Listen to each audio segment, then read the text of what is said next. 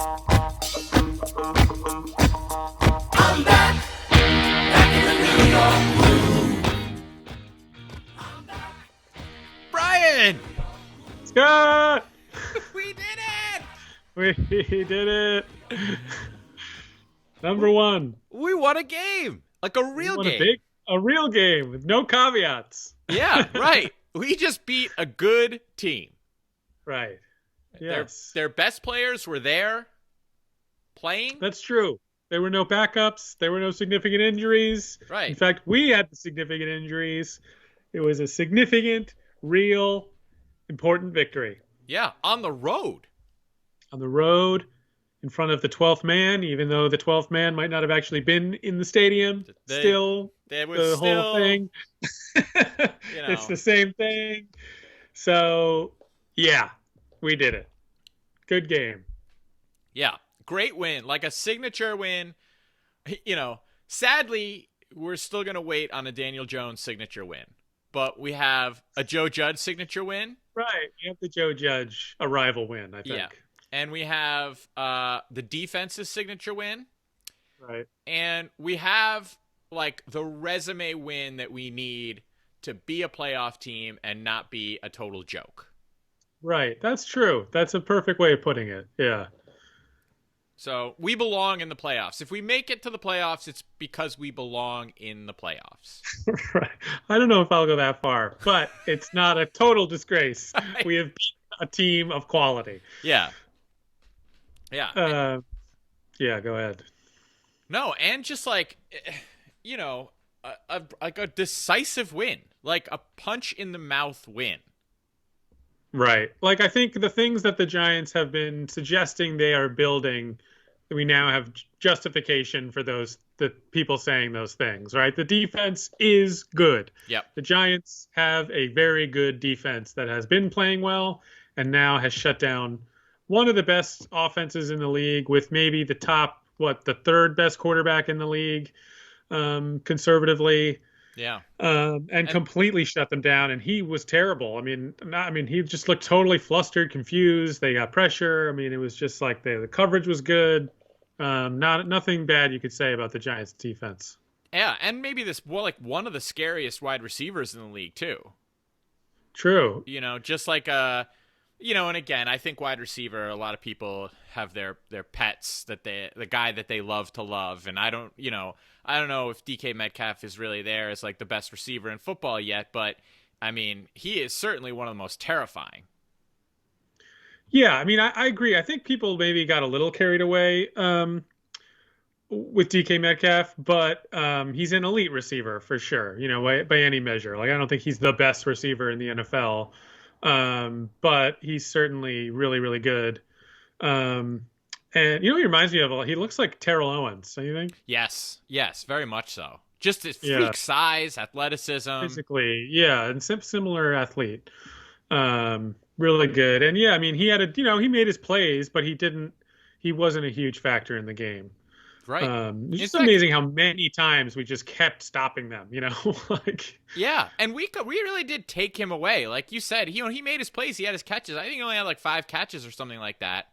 But every time he caught it, we were right there on him. Like, he wasn't able to do much. He was able to get enough separation to catch the ball, but he wasn't able to do very much even after. I mean, even that one stiff arm that certainly got a lot of play. And I think both sides of that have gotten a lot of play at this point. Like, obviously, Mark Schlereth and whoever that goon he's up there with, they love the stiff arm. And I also think Twitter has properly responded by pointing out that he was still tackled pretty immediately, and James Bradbury almost kind of ripped the ball out. Yeah, right. It was a pretty good play by Bradbury. Bradbury it's is stupid awesome. thing, right? Where it's like, the reaction to the stiff arm followed by the reaction, yeah, but he got him, whatever. It was a good play by both really elite athletes and great players. And yeah, I agree. James Bradbury is excellent. Giants have a lot of good defensive players all of a sudden, and I think we're really starting to see the benefits of something that you pointed out much earlier in the season. I can't remember what week it was, but we do have an elite player at every level of the defense. And I think that's really stabilizing when we're plugging in all kinds of other guys for whatever COVID-related reasons. Like the D-line has been pretty intact, but I mean, we've had kind of a rotation at the second corner position, because I know it's been Isaac Yiadom for the last 2 weeks and he's looked pretty good, but he didn't look that great at the beginning of the year. We had Ryan Lewis in there for a stint, and a lot of rotation at the linebacker spots. But just having Leonard Williams, Blake Martinez, James Bradbury, and you could even say Julius Peppers now back there. We're covered, Yeah, Peppers I think's become a hell of a player. And yeah, I mean, it's really coming along. Everyone that needed to improve has improved. And Leonard Williams, I think I texted this to you. Like, Leonard Williams might be my favorite Giant. I know, it's ridiculous. That's he almost is more the most essential Giant, I think, right now. That's next more to maybe shocking Dave Jones. than us making the playoffs this year. Is that we're making the playoffs, and I like Leonard Williams. I love him. Yeah, he's great. I know. Excellent. And he seems like a great guy, a great teammate. He's, a good quote. He guys, everything you could want him to be. Yeah. And I mean, I think the moment I realized that I had really turned the corner on Leonard Williams was I was doing his sack dance in my living room on Sunday. Right. That's when true fandom has taken root. Yeah, right. Yeah, but he's awesome. I mean, he's everywhere, and he's just, he's a constant problem, and he's good against the run. I mean, he's a really, really good player. Yeah. I mean, and nothing changed the team, I think. Yeah, nothing beats too. I mean, he's pressure all the time. He's pressure right up the middle, right in your face. Right. And that's just one of the things, too, that was so impressive. And this is, I guess, more about Patrick Graham, but the way that we were able to pressure Russell Wilson, they were open guys. I mean, I saw it both on Sunday just on the broadcast, and I know Dan Duggan, he does a really good job on Twitter of just posting clips from the All-22 films or whatever on Tuesdays on Twitter. And there are guys that are wide open at times for Seattle.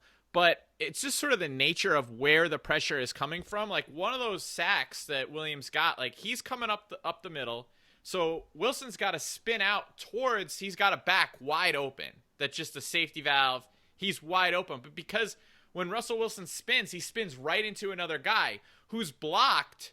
It's not like he ran right into a sack, but you just can't. He's just trapped. You're not going to make that throw no matter how good you are. And that's scheme. That's just like, directing Russell Wilson. We're going to leave a guy open over here, but we're going to make sure Wilson just can't set up and throw that way. Yeah. Right. Yeah. So, I mean, I think the Giants defense has established itself as a good unit. And it's a young developing unit. And I think that, everybody is right to be excited. And, it's just funny, the mood around the Giants and people talking about the Giants. Like, I don't know, where are you? Like, how good is this team? Like, is any part of you, like, I have had to kind of remind myself, though, like, this is a 5-7 team, right. Like, I feel like the champagne is getting popped. Joe Judge is what a program. And I'm really coming around on Joe Judge, and he's done a fabulous job, and, like, things are looking great. And, And I don't want to pour any cold water. The best win, that's the best Giants win in 4 years. Nothing even comes close. But it's a 5-7 team with no other good quality wins. How good is this Giants team? Well, let me ask you this, because I'm not going to act like we weren't on the same page in this regard for the most part, but you were very upset about the moral victories that we were being presented with earlier in the season. Does actually winning this game change your perspective on some of the moral victories earlier in the season? Like, does it change it a little bit for you where now you're like, well, we did play Pittsburgh pretty tough. We did play Tampa really well. Like a couple things break a little differently in Chicago. I mean, they're terrible now, but I don't know. How do you feel now about the moral victories earlier in the year?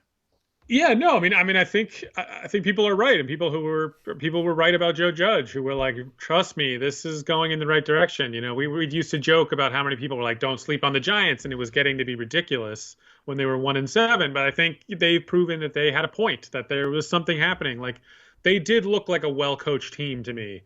That's kind of the thing that sticks out the most from that game. And I think the amount of guys who are improved is just it's all over the place, Yeah. like it's impossible to separate it from coaching. Like so many guys playing better than they did earlier in the year, like coming on.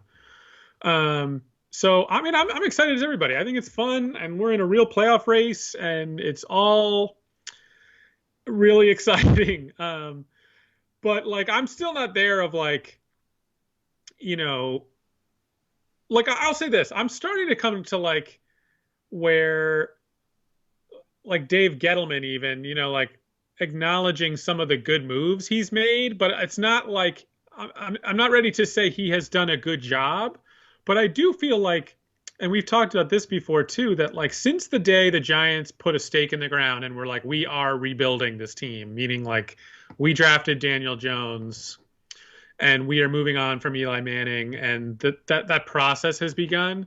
And I think getting rid of Pat Shurmur was ultimately part of that. They have done a good job. Like I think every move they have made since they made that mindset shift is starting to bear fruit, and that's encouraging. And so like I do think I'm willing to start entertaining the idea that things are going to keep moving in that direction. And like I think I've mentioned earlier, like earlier shows, that I have a feeling Dave Gettleman might retire after. I think that's more and more could be more and more likely the more that they Yeah. look good, that he takes a bow here and they continue this rebuilding with maybe a younger guy. So that's all to say. Like I'm really excited, and I'm feeling like everybody else is. But there are times you are on Twitter where you're like, can everybody just calm down a second? And I don't want to do that. This is the best Giants win in 100 years. It feels like we've been in the cold, harsh reality. There's COVID. There's 600 million people dead. We can feel good about Colt McCoy winning a football game. On the other hand, there's a lot. There's still a lot to prove, I think, for the Giants too. Like I think there's a lot that needs to happen here to finish this off, before we pop the corks. Yeah, I agree with you. I think football is so weird because we're a 5-7 team, and we stink, according to our record, right? Right. But I also feel like if the season was just starting now, our record would be different. Like almost in some sense, and it's almost like a cliche at this point, but if we can make the playoffs, our record doesn't matter. And Yeah. I don't mean that as in I don't mean that like coach speak or whatever. I just mean that as long as we're like the way that we're playing right now, we're not a 5-7 team. Because I really can't get over the fact that we won this game without Daniel Jones, and yet Colt McCoy stunk. Right. So, which honestly is perfect, right? Right. Because Yeah. you didn't want Colt McCoy to play well and for us to win that game and for it to be like, you didn't like Daniel Jones will come back. We will welcome him back. He's coming back into open arms. We're excited to get him back. No one who's not an idiot is like, I don't know, we should keep Colt McCoy in there. Like if you think that, get off Brooklyn Radio Free Brooklyn, get off our podcast. Like just go away. Right. If you think that. But nobody really does. In fact, no one has done more for Daniel Jones's reputation and feeling than maybe Colt McCoy. Like nothing has single-handedly made me appreciate Daniel Jones's qualities than Colt McCoy. Yeah, I guess we should transition to that. I want to finish my point, but it's to say that, I think that our it goes too far as to say that our record doesn't matter. But because we're in a terrible division, and every team has its own luck. And I think, frankly, I think Washington was lucky that they got Pittsburgh when they got Pittsburgh. But we get to that later. Yeah. I think every team has their luck. And I think for us, the luck has been we're playing in a terrible division, so we have a chance to go to the playoffs. So I think with that in mind, our record doesn't really matter because I think we're playing the kind of football like a good team. You know, one of the things that really stood out, I felt like, was how good we are at tackling. We're a really good tackling team. Yeah. And it's not necessarily something I don't know, you just see it. Like, I wasn't that worried even when Russell Wilson got going because, you know, once he's out in the open field, he will slide. And actually, he's really good at that. But, I mean, even behind the line, I was never really that worried he was going to escape or get out of trouble because we're really good tacklers. Yeah. I know what you mean. Yeah. No, and I agree. I feel like, you know, what I didn't want to what I think we talked last week, what I did was really afraid of happening is like we win this division at 6-10, but we actually stink. And you're just like, this is worthless. And I think this win is the first step towards that not being the case. Where we have an actual elite defense that's playing playoff caliber, without question. And if Daniel Jones continues to improve the way he was, then suddenly we look like a reasonable playoff team. And look, like the NFL is a short season. You know, like you look at the way baseball works or the NBA, like teams are 500 for like half the season sometimes and then explode. Like, yeah. You get swings like that. In football, less so because it's so condensed. You don't get 100 games to like develop, you know, a cleanup hitter or whatever. You don't call up a rookie pitcher in the middle of the season. So we could get to a place where we finish at 7-9 and we're dangerous, you know? So that's definitely exciting. And I think that this today or Sunday was like the first thing that needed to happen to start to feel that way. Yeah. Right now, I'm just looking back at our schedule from earlier in the year. So if we play the Bears this week, we win that game. Right. If we play the Cowboys again this week, we lost by 3. Like, if this team was in that game, we win that game. Right. We lost to the Eagles by 1 on the infamous Daniel Jones fell down night. And right. Evan we Ingram definitely win that game. Definitely win that game. You know, the Bucs game was a toss-up as it was, but that's like 3 clear wins we get on top of it. We lost to the Bucs by 2. We lost 17-9 to the Rams, and we lost by 10 to the Steelers. I mean, that Niners game was really the stinky fish. That was terrible. But, you know, you look back on it, and it's like, yeah, I feel like we are pretty good. We just needed it to come together, and now that it comes together, we're good. Yeah, no, I hear you. Yeah, I mean, it's trending that way. You know, I just feel like, and again, I don't want to be cold water guy because I think Giants fans have every right to have big freaking grins on their face and maybe even get their hats out and their shirts and walk a little taller. But I don't think it's still not time to take any bows or tip any caps. You know, let's keep this going. Let's get Daniel Jones back in there. And they, you know, let's win this division. Now it looks like Washington. There's a little bit they're looking a little dangerous. Yeah. Rivera, you know, he's a good coach, and it does seem like he's, you know, similar things are happening for them. I think that defense is really coming along, and they're going to be well coached. And you know, we obviously we beat them twice, so that's a huge leg up we have. But we got to win this division. Like, just has to happen. Yeah, we have to. And I guess I will say, well, I have something to say about Daniel Jones right after the break. You're listening to Radio Free Brooklyn, independent, listener-supported radio. Radio Free Brooklyn's mission is to provide a free and open platform to our community and promote media literacy, education, and free expression. We rely primarily on donations from listeners like you. Every dollar helps us stay on the air. Support independent community media by pledging whatever you can. All contributions are tax-deductible to the fullest extent of the law. Please support with a monthly pledge or one-time donation at radiofreebrooklyn.org/donate. This is a big game for Daniel Jones coming up.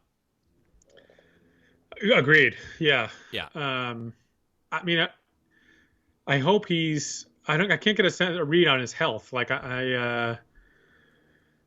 I hope they put him out there and he's ready to go. I just don't. Those hamstrings are so scary. It's like something happened to that muscle, right? Right. And you're Well, just like, also, have you ever how? hurt your hamstring? I've pulled a muscle before, and it's like, you just never know when the next step is that's gonna do it again. Yeah. Well, and I've pulled my hamstring before, and it's like the way it goes up your back. Yeah. It's like right up to like into your lower back. It's like it's really impossible to move. Yeah. Now, Yeah. I'm just a human being. Like I'm not a professional athlete by any stretch. So they're different. But it's a hamstring is no joke, no matter how severe. Yeah, yeah, they keep talking about like, they got to see that he can protect himself. It's like, I don't think you can't put him on the field if it's bothering him at all, because it's just a matter of time before you Yeah. aggravate it, right? I don't think, yeah, it's not one of those injuries that you play through. I don't think, you know what I mean? Yeah. I mean, I guess I don't know. I don't know what a playthrough injury is anymore. I mean, it's like, some of these guys like Yeah, what they come on the field like, Tony Romo punctured a lung one year and he's right, played. Like what? right, right, So right. I don't know. But whenever it is he comes back, he has to play well. Like he can't look like he could end up being. He can't kill the momentum, Right. or he can't even be perceived as possibly killing the momentum. Yeah, no, you're right. It's a big stretch for him. Like, because the defense is playing great and the team looks great and everybody likes the coach. And the last missing piece is Daniel Jones taking another step forward. Yeah. And then you're talking about something totally different, where then Dave Gettleman, he gets to put his shit-eating grin on his face and parade Yeah. around in his robe and smoke his cigar in the press box or whatever he wants to do. Yeah. And I hope he gets that moment. Like, good for Dave Gettleman if he does. But that's the only thing that's keeping this team from the Giants fans turning into super annoying people and really getting to puff our chests out is Daniel. And he was trending in that direction. So I hope he can get back on the field this week and they can keep this going. Yeah, me too. And I think Arizona's defense, they've gotten better, but they're pretty suspect. So this is an opportunity. They're falling. They're what, only 6-6 now. They're really coming back to earth. I don't think they're that well coached team. It's still really skeptical of Kingsbury, whatever the hell his name is. Yeah, Cliff with a K. Yeah, so I think we have an advantage there. Although, this is my one quibble with Joe Judge. I think you know where I'm going. Joe Judge has got to get more aggressive on fourth down. Like, it has to happen. If we don't use this if we don't pretend that we are going to try and draw somebody off sides and run a play for a first down ever this year, I'm going to do something. Because we've been setting everybody up for that for a long time now. And, that, like, it almost cost us that game, and no one's going to talk about it because it didn't. Right. But his decision, whatever it was in the second half there, to kick a field goal, put us up 17-5 instead of going for it on a 4th and short deep in Seattle's territory, I thought was a terrible decision. Yeah. You're already up 2 scores. It served no purpose. I understand it changed it from a touchdown and a field goal to 2 touchdowns, but like, you're playing Russell Wilson. To me, that meant nothing. Like, you had a chance to put that game away. You got Colt McCoy. You're not an you don't have a lot of offense. Like, you got to take advantage of that. I thought that was a really bad decision. No, I totally agree. Here, let's look at, where was that? Was that in the? Yeah, that was in the. Let me see. That was. Oh no, I'm still looking at the. So that was in the third quarter, I guess. It was 4th and 1 at the Seattle 30. 4th and 1 at their 30. And we were up 17-5. So at that point, the field goal means that 2 touchdowns and 1 extra point for Seattle would win the game. and they have Russell Wilson on their team. You going somewhere? I'm moving. I'm moving. The radio listeners, this won't bother them. The video, the YouTubers will get quite a treat right now. The YouTubers are getting a tour of Brian's of my luxury apartment here. Yeah, I just don't want the my computer to die. So this is professional. This is the business of making the sausage here. We're pros. Yeah, but no, I just thought that's the one area where Joe Judge, and I just don't understand. I don't know what needs to happen, like for these NFL coaches to get more goddamn aggressive on fourth down. Like, how many things have to come out? You know, there has been some kind of a sea change where you are seeing it more and more, but even still, it's like, I know it's not Madden, and it seems easy for us to say, but like, it makes a huge difference, and you can be aggressive on those fourth and shorts. Like, it came so close to biting us in that game. Yes. And luckily the defense clamped down and didn't make it an issue. But it could have been a huge one. Yeah, I mean, look, right after we kicked that field goal, Seattle scored a touchdown. Right. They made it 17-12, then we punted, and then they had an 8-play drive. Right. What needed to happen for them you knew they were going to get the chances they needed to score twice. And to me, I wouldn't put that game in Russell Wilson's hands. I almost even thought we should maybe go for fourth down on our last possession before we punted. It was like 4th and 4. That would have been, I'm not going to fault him for punting there, but we were in their territory. We had that nice little drive to, kill a lot of the clock. Do you remember that? And then it was like 4th and 3 or 4. Yeah. In their territory. I might have gone for it there. So it was 4th and 5 at their 42-yard line. Yes. Yeah. I mean, we punted it into the end zone. They got the ball at the 20. Yeah. Like, you only gained 20 yards of field position. The way our defense was playing, they needed a touchdown. So it's not like leaving them in, easy field goal range. They'd still need to go 60 yards. Right. I would have been tempted. You get the first down there, the game's over. So I would have not, I understand Colt McCoy, all that. Like, I don't know that I want to put the game in Colt's hands. Well, right. I mean, because at that point, the previous fourth down we were talking about, I totally agree. Like, I thought I texted you and our buddy Matt that we just lost the game on that play. I was I like that one. To me, you have to go for it. You have. Yeah. The second one, I'm saying I'm not killing him on it. I can totally understand why you punt there, but I'm saying I would consider going for it there. Like, I don't think that's outrageous to say. Like, I think that's a legitimate tack that you could take there. Yeah, I wouldn't call it outrageous, but I think ultimately what that decision comes down to is it's trusting Colt McCoy versus trusting the defense. No, but you're still trusting the defense because you're still saying, I don't think they're going to go 60 yards and score a touchdown here. And if we get this 5 yards, the game's over. Yeah, except that I think you're right. They probably don't go. Well, how much time was left at that point? So on that fourth down, it was 1:55 left in the game. Yeah, I don't think that they go 60 yards in, say, 5 or 6 plays, but do they gain the 8 to 12 yards they would need to have a legitimate Hail Mary opportunity? Maybe. And then you got a Hail Mary that likely is going to go to DK. I mean, they have good receivers.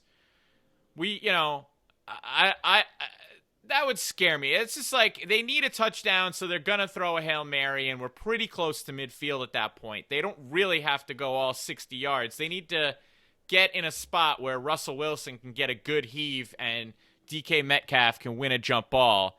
And we're going to get to the Jets in a little bit, but you saw what DeAndre Hopkins did a few weeks ago. Now, DeAndre Hopkins is DeAndre Hopkins, but, DK Metcalf is huge. What's the like success rate on Hail Marys? Like 1%? Like how many of them actually land in the? I'm not killing it. It's a defensible punt. I'm just saying I would be really tempted there to go for it because the defense is playing well, and if you make 5 yards, the game's over. That Russell Wilson, you don't even have to give it back to him. He Right. never touches the field again, and then you're kneeling down and you're partying. I don't know what the success rate of Hail Marys is, but I know that the terror rate is 100%. Right. But that's not, you can't make decisions based on how scared you'll be watching a Hail Mary.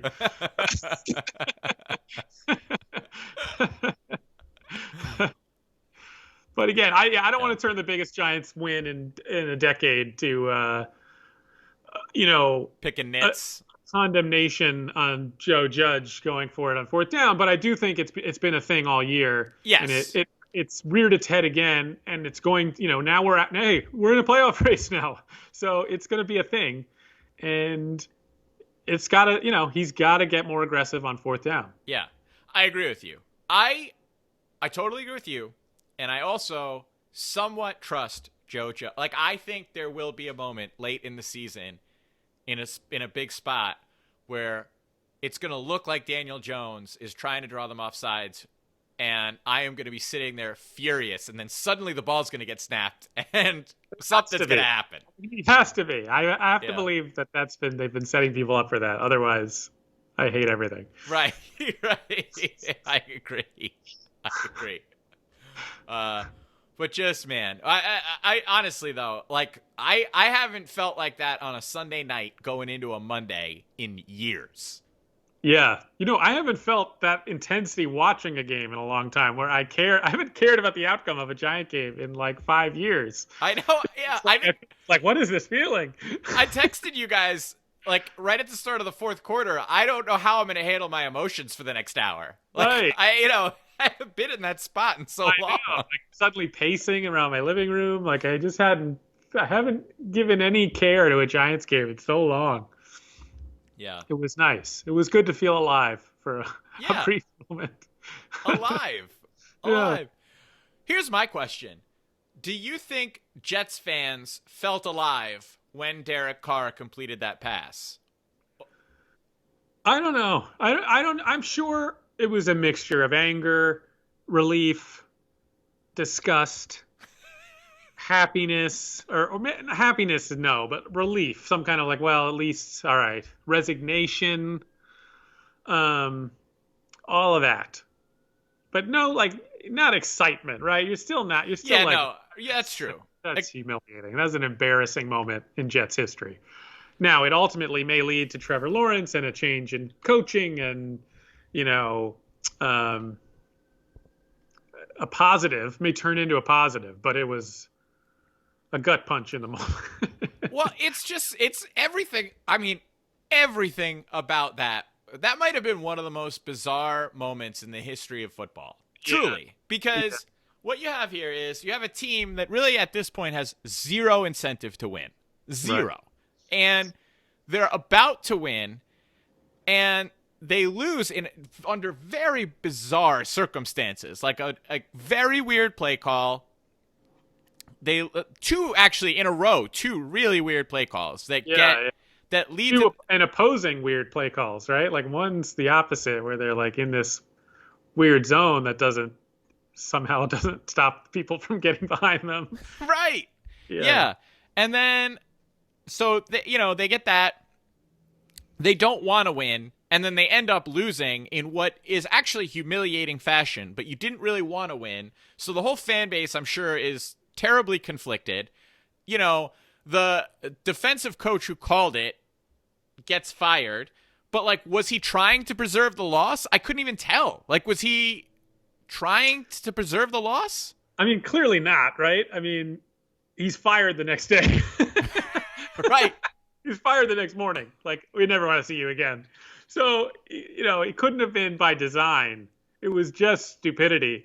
It does remind me, though, of the opposite direction, but the Super Bowl where the Seahawks, instead of just punching it in with Marshawn Lynch, they threw that pass on first down, whatever. It gets intercepted. They lose the Super Bowl, where there's this crazy reaction to the play call. That's the worst play call of all time, which is correct. It was. But then you get this like backlash of people being like, there's nothing wrong with that play call. It's just, it didn't work out, blah, blah, blah. And I feel like you're sort of seeing that with this, where there's like, and in both cases, I feel like it's a stupid there's a little slight overreaction to the play call of like it still was like so poorly executed, like that guy he fell for that fake so blatantly, where it was like, dude, why are you biting so hard on that fake? Like it was so poorly defended, and the blitz didn't get there at all, so it like was really poorly executed, and it also was a stupid call, like it made no sense. But, like, I don't know, you need to fire the guy the next morning. We never want to see your face again. Like, it's not, there's no defense of it either. Like, the people who were like, no, that's Greg Williams, that's a total, that's nothing wrong with that call. It's like, no, it's a stupid call. But it's poorly executed. Like, it's just everything was bad. You know what I mean? Yeah. First of all, I think Greg Williams should be out of football. That's just a separate issue because of the whole Bountygate thing. So who cares when he gets fired? Honestly, I mean, who cares? But I guess what do you think? Like, how does anyone tell the difference between a really stupid play call and intelligently zigging when people expect you to zag, or zagging when they Right.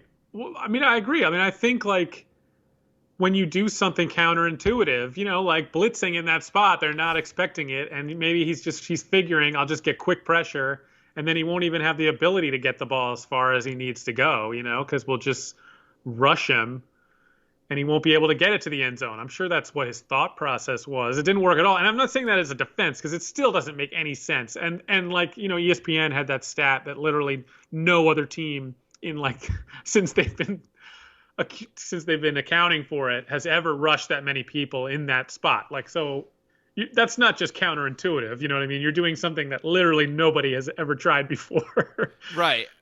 I gotta say, I didn't hate it.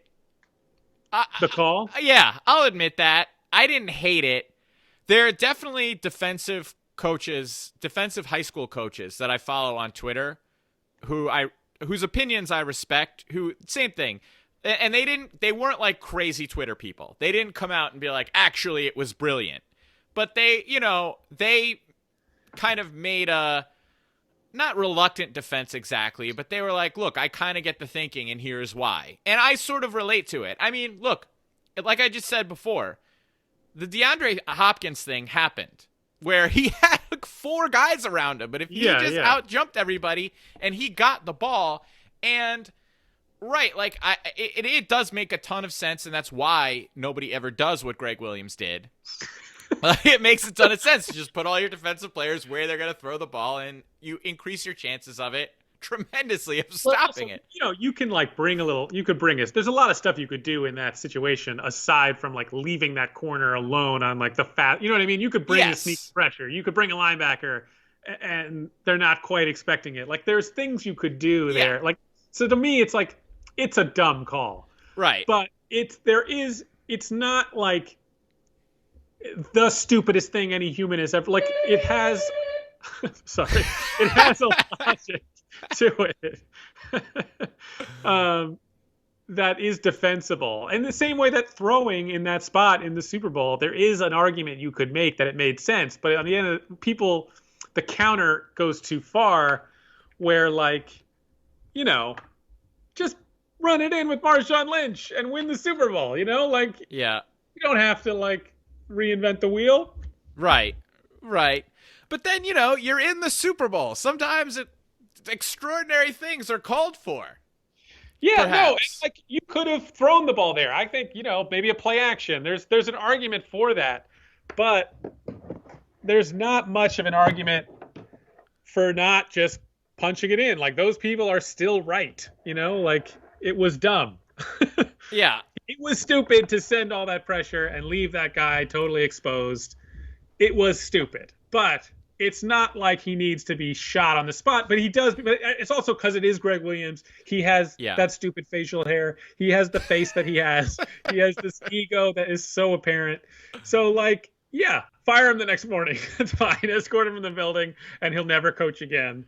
And that seems appropriate. You know, there's also the weird twist of like everything you said about Greg Williams cosign, and yet he was fired by Crazy Eyes Adam Gase, which is also just the irony on top of it of just everyone involved in that situation is just a lunatic, right, and an idiot. Right. I know, it's just unbelievable.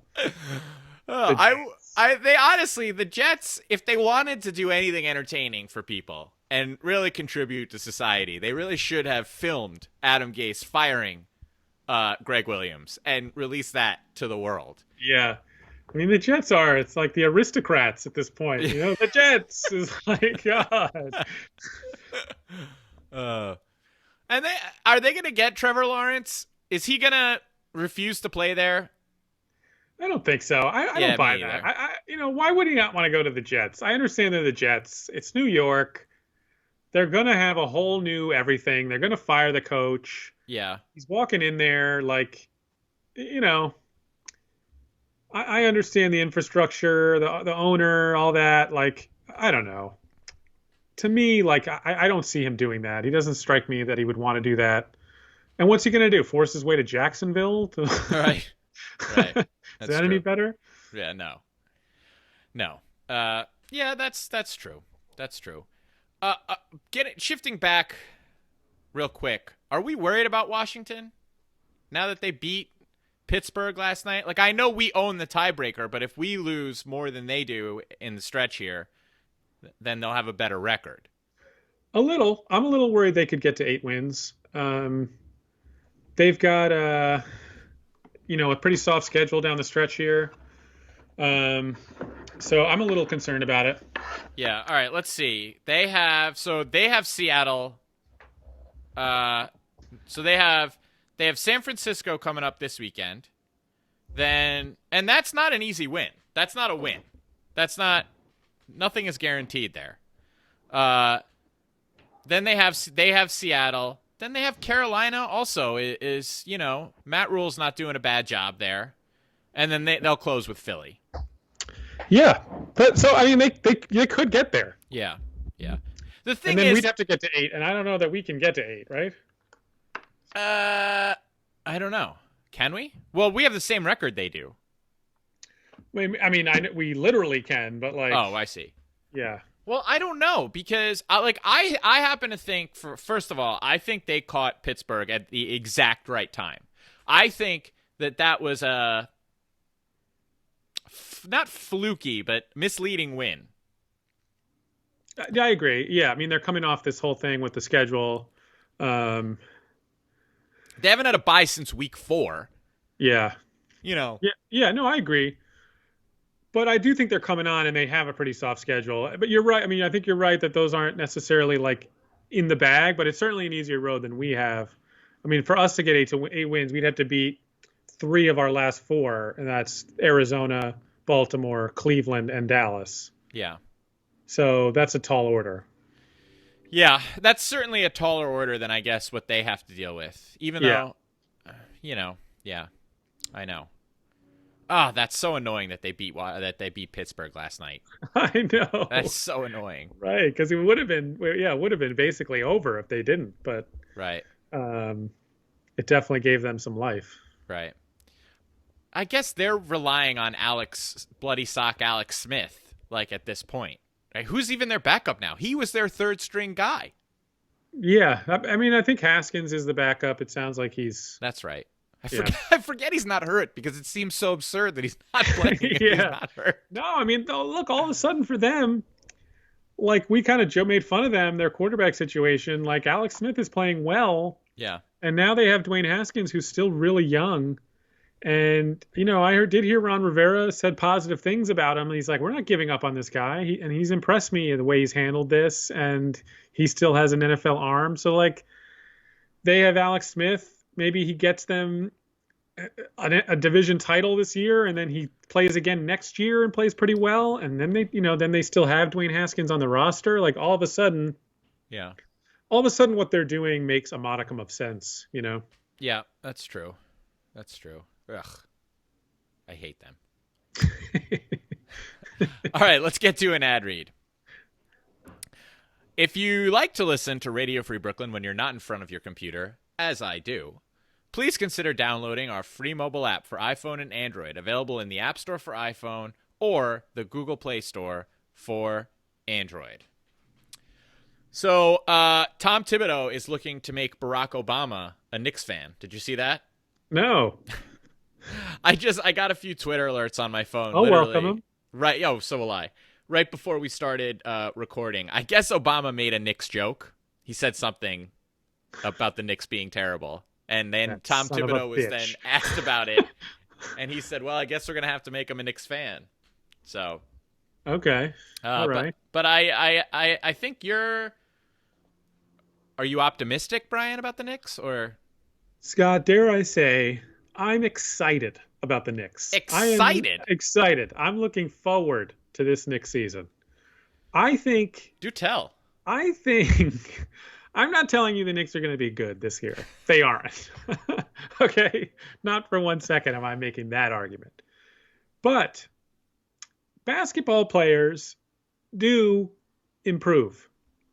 And the Knicks have a lot of young basketball players on their roster who may improve. I think I am excited to see Mitchell Robinson, Obi Toppin, RJ Barrett, Frank Ntilikina play together. And even I'll throw Kevin Knox in there, who everybody's given up on, who's still a super talented 21-year-old kid. And now for the first time, all of these people are playing for a real coach who at least has some idea what he's doing. I don't think that has been the case any of these past years.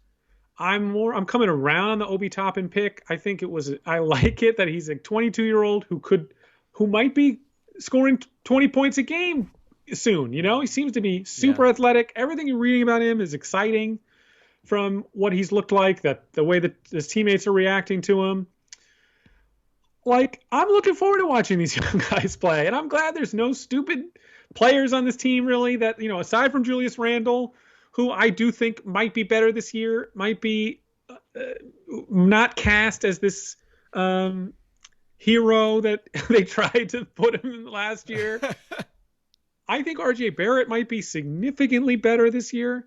So I'm looking forward to watching these young players play significant minutes. And I think there is a chance that they improve significantly and become actually fun to watch. So you're also betting that we're not getting a healthy dose of Nerlens Noel. Nerlens Noel is much better than what we've had as he's 25.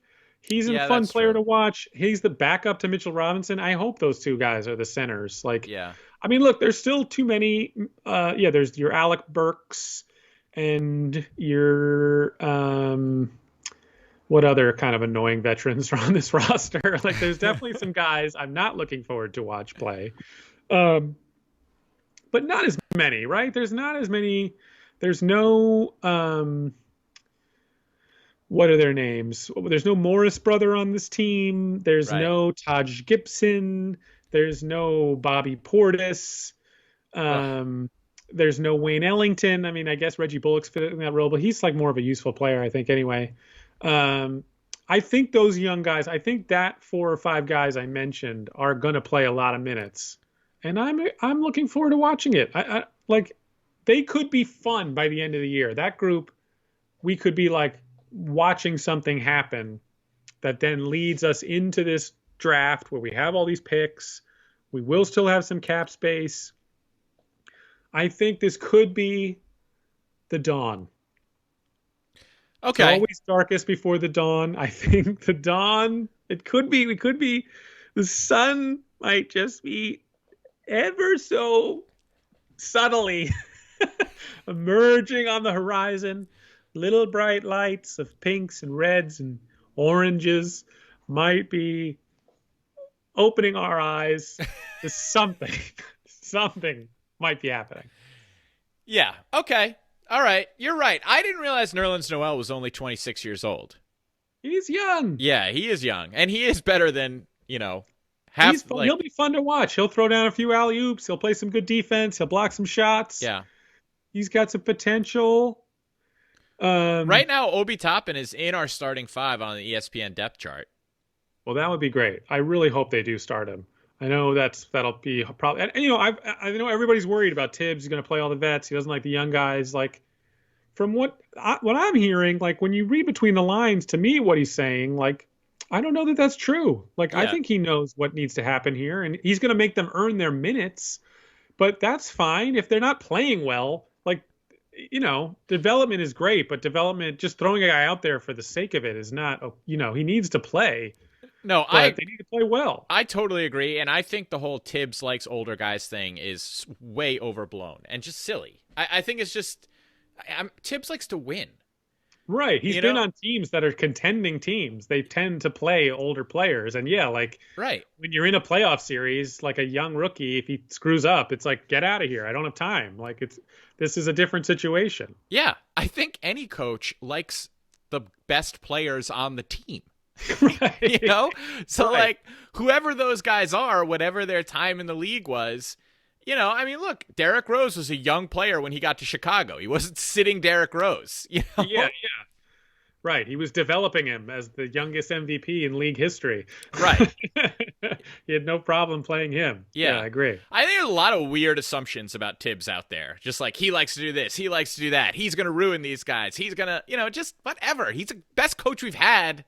Right, this decade. He's the most successful. Although actually, the Knicks, they've had some successful coaches come through here.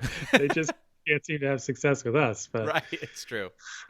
All right, yeah. I guess I haven't looked at the roster probably since it became clear that we weren't going to get a free agent that was going to make me tingle at all. But now that I'm looking at it, I don't hate nearly as many people as I thought I would hate. I only hate a few people. Yeah, and again, I'm not sitting here telling you the Knicks had a great offseason. No. The Knicks did everything right. Leon Rose, oh man, he's a genius. He's a wizard with the picks. He's trading number 2s. Oh, he cleared Ed Davis for a second-round pick. What a wizard. Oh, the Knicks, we're here we come. I'm just saying, I am excited to watch this particular basketball team more than any Knicks team I can recall in a long while, because there are some young players I would like to watch play basketball. Yeah. I think this Obi Toppin is going to be fun. I think he's going to be exciting. I think RJ Barrett is going to take a big stride and be fun to watch. And I think the same of Mitchell Robinson. And I think that trio, and if Kevin Knox could become part of that, and Frank could become part of that, all of a sudden, you're not in hell when you turn on MSG and try to watch a game. And that's all we got. That's it. That's, not in hell. And I realize that's you could say, who cares to that? That's a very low bar. No, I don't even feel like who cares something at this point. I am so much more suspicious than you. Like, I see what you're saying, and I want to live in the world that you're describing to me. Like, that sounds like a wonderful world, and I want to be in that world, and I reserve the right to enter that world at any time. But I also could just easily see the world being like, we get to almost say what, the Knicks are supposed to play their first game right before Christmas or right after Christmas? I think right before. So right before Christmas, we start the season. And so Obi Toppin, for example, I could see Obi Toppin looking awesome through, say, Martin Luther King weekend and being like, Obi Toppin! And then him starting to get exposed in ways that are just infuriating. And then being like, Obi Toppin. And RJ, same thing. I could see, again, coming out hot out the gate and then, stalling a little bit and starting to get frustrated. Julius Randle trying to pick up the slack, hating him. Yeah. I envision, again, trying to keep in mind open mind about Kevin Knox, but then hitting a point in the season where whenever he comes on the floor, like I can almost sense that he sees me looking at him from my like bedroom, just being like, "Don't screw this up, Knox." So I just still feel like that's a far more realistic place for me to be in by say February, but I would for sure prefer to live in the world that you're describing. Right. I think that's totally fair. I mean, I think you're absolutely right. I could see all of that happening very easily. RJ Barrett shooting 55% from free throw line. Oh, God, I know. And we're just like, this team stinks. Dennis Smith Jr., just hot garbage every time he touches the ball. Right. Us seeing a lot more Austin Rivers that I really want to see. Right. Right. Oh, God. No, that's true. Fair. Certainly possible. Certainly possible. But I'm going to give it opening night. I'm looking forward to turning on the TV and watching Knicks. Yeah, I agree with that. Are you already dreading next year's draft? Because then once that draft comes and then we make all our draft picks, we won't have as many picks anymore. And then on Twitter, we'll officially become a stupid team again. Yeah. No, I do feel like this is the last year I'm giving the Knicks of this, Yeah. Because I was never a big the process guy. I understand the logic of it. I think there's something in between winning 10 games every year until you hit the right lottery pick, and just not being stupid. I do think that there's a middle ground there. So I'm not like, let's just be terrible indefinitely. Yeah. And this is the last season that I'm doing this. Like what? The Knicks have to tip off next year as a good basketball team. Like they have to, like. What are the consequences that you're threatening them with? Well, I don't know. I have nothing. What do I have? I don't know. But I'm not going to be like telling you, oh, Leon Rose did the right thing, punting. You know what I mean? Like, no. Yeah. No. Then I will throw him in the same lot with Isaiah Thomas and Steve Mills and Phil Jackson. I will throw him in that same pile of garbage. Yeah. Yeah. That's what I agree. No more chances. Yeah. No more I'm chances. giving you this year. I'm watching some young peacocks and I'll sit here and watch it. Some little seedlings, but that's it, man. I'm not doing this again. All right. I agree. I'm not doing it again, and I may not last the entire year, but we'll see. Right. Next year, Leon Rose, you better show up with a rose. A flower needs to have bloomed in the garden when you arrive next season. Yeah. For this time next year. Okay, we're wrapping up our Radio Free Brooklyn broadcast. We air, if you're listening to us, we air at 6 a.m. on Radio Free Brooklyn. We're available for download on Saturday morning, and our audio is back on Saturday morning, so that's great. Excited about that. And check us out on YouTube. You can follow Brian at bdemena on Twitter, and you can follow me at skishii on Twitter. Thanks for listening. See you next week. And Brian, we are in bonus time. Welcome to bonus time. Brian, it's Tuesday. We'll air on Thursday. People will hear us and see us on Saturday. What's going to happen between now and then? I don't know, Scott. You know what I'm going to say? I'm going to go on a little coronavirus rant to close the show, which is I'm not one of these people who's like, scolding people like, oh, yeah, has this been so hard? You got to stay in your house and watch Netflix. Why are you complaining? Like, this has been hard on everybody. Yeah. A lot of sacrifices were made. Businesses closed. It's been terrible. But we are at the end here. The vaccine exists. It works. Yeah, they gave it to someone. It's right there. It wasn't the beginning when it looked like this was never ending and how are we going to know when we can come out of our homes and like, are you sure this is going to work and blah, blah, blah. Like, I get where everybody's whining. We're at the finish line. It's the rainbow has shown we're almost there. So we can save people's lives. And like, I know, where people are losing jobs and businesses, like those are bad, but dying is worse. Yeah. And It's like, just come on, everybody. Also, there's no solution to people losing jobs and businesses. There's just no solution that people with money like. Right. That's so true. Right. We know what needs to happen. So, like, get the money flowing, get the masks on, get back in your houses. We got to hang on, buckle down here for a few months, and then it's over, and we get back to life, and things can blossom and bloom. Yeah. Like, come on. I know. Especially grown adults who lack the. I'm back